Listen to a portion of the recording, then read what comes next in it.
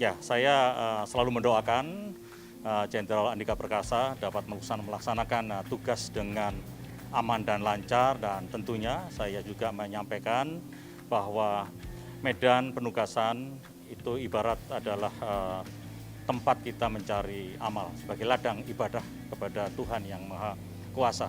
Oleh sebab itu, kita akan bisa melaksanakan tugas dengan tulus dan ikhlas demi tugas pokok yang diberikan kepada kita. Ya, saya pasti akan berusaha yang terbaik. Saya akan mengikuti arahan dari Presiden sebagai Panglima tertinggi dan saya lakukan yang terbaik.